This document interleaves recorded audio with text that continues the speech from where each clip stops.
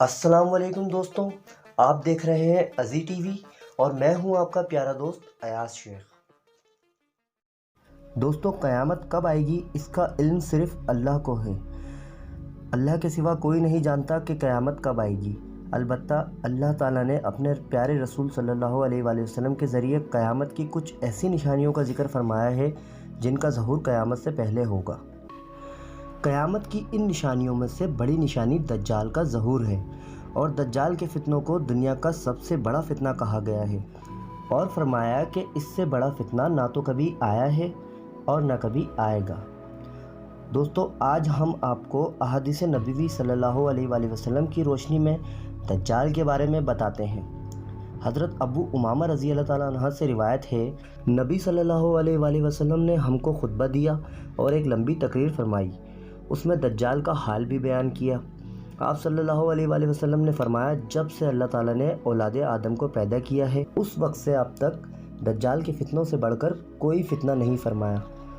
تمام انبیاء علیہ السلام اپنی قوموں کو دجال کے فتنے سے ڈراتے رہے ہیں، کیونکہ تمام انبیاء علیہ السلام میں سب سے آخری نبی میں ہوں اور تم بھی آخری امت ہو، اس لیے دجال تم لوگوں میں آئے گا اور اللہ میری جانب سے ہر بندے کا محافظ ہوگا۔ سنو، دجال شام و عراق کے درمیان مقام حلہ سے ظاہر ہوگا اور اس کی سواری میں ایک بڑا گدھا ہوگا اور اس کے ہمراہ 70,000 یہودی ہوں گے، اور دجال اپنے دائیں بائیں ملکوں میں فساد برپا کرے گا۔ اور اللہ کے بندو، ایمان پر ثابت قدم رہنا، میں تمہیں اس کی وہ حالت سناتا ہوں جو مجھ سے پہلے کسی نے بیان نہیں کی۔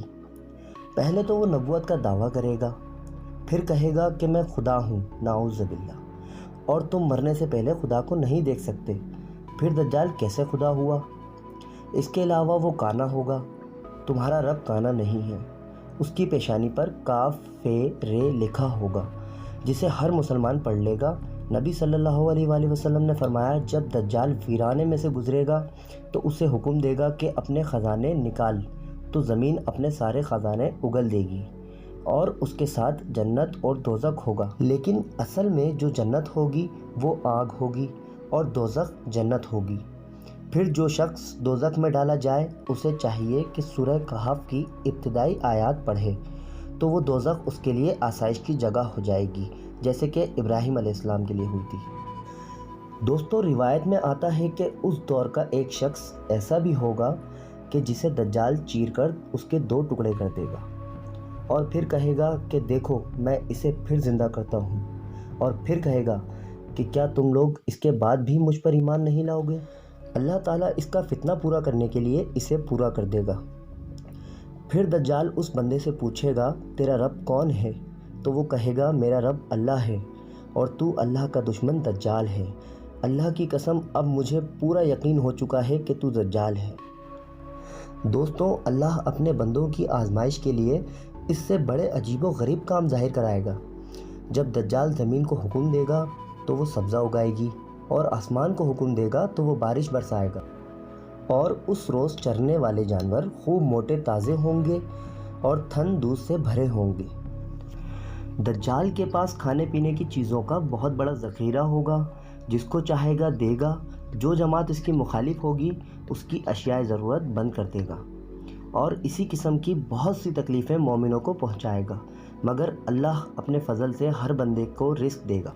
دوستوں، روایت سے معلوم ہوتا ہے کہ دجال قوم یہود میں سے ہوگا، اور اس کے پیروکاروں کی اکثریت یہودی اور عورتیں ہوں گی۔ اس سے یہ ظاہر ہوتا ہے کہ دجال کے فتنے کا شکار زیادہ تر عورتیں ہوں گی۔ دجال زمین میں 40 دنوں تک پھرے گا، سوائے مکہ شریف اور مدینہ منورہ کے کوئی حصہ ایسا نہ ہوگا جہاں دجال نہ پہنچا ہوگا۔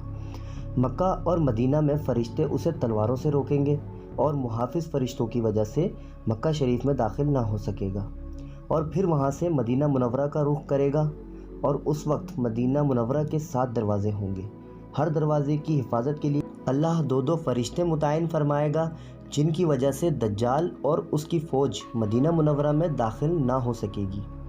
اور مدینہ منورہ میں 3 زلزلے آئیں گے، جس کی وجہ سے منافق لوگ خوف کی وجہ سے مدینہ منورہ سے نکل کر دجال کا شکار ہو جائیں گے۔ مدینہ منورہ سے دجال ملک شام کی طرف روانہ ہوگا، جہاں پہلے ہی امام مہدی علیہ السلام دمشق آ چکے ہوں گے۔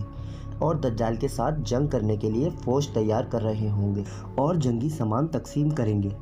ایک دن لوگ نماز کی تیاری میں ہوں گے کہ حضرت عیسیٰ علیہ السلام 2 فرشتوں کے ساتھ آسمان سے دمشق کی جامع مسجد کے مینار پر جلوہ افروز ہوں گے اور حضرت امام مہدی علیہ السلام سے ملاقات کریں گے، اور پھر امام مہدی ان سے کہیں گے یا نبی امامت کیجیے۔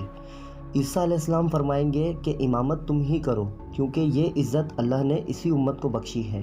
پس امام مہدی علیہ السلام نماز پڑھائیں گے اور عیسیٰ علیہ السلام ان کے پیچھے نماز پڑھیں گے۔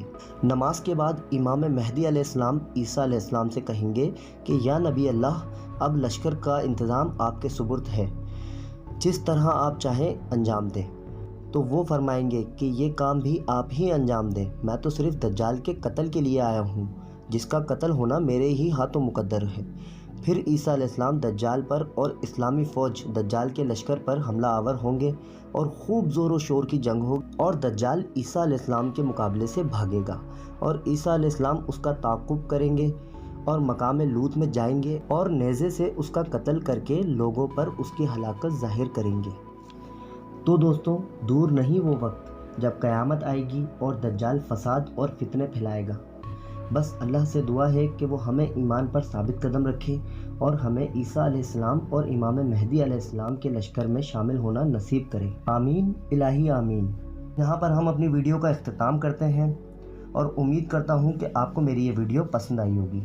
اگر میری یہ ویڈیو آپ کو پسند آئی ہے تو اسے لائک کیجیے اور اپنے دوستوں سے زیادہ شیئر کیجیے تاکہ ہر شخص دجال کی فتنوں سے محفوظ رہ سکے، اور ہمارے چینل ازی ٹی وی کو ضرور سبسکرائب کریں اور ساتھ ہی بیل آئیکن کو ضرور دبائیں تاکہ آپ کو ہمارے آنے والی ہر ویڈیو ملتی رہے۔ میں ملوں گا اب آپ سے اپنی اگلی ویڈیو میں، تب تک کے لیے اپنا بہت سا خیال رکھیں۔ اللہ حافظ۔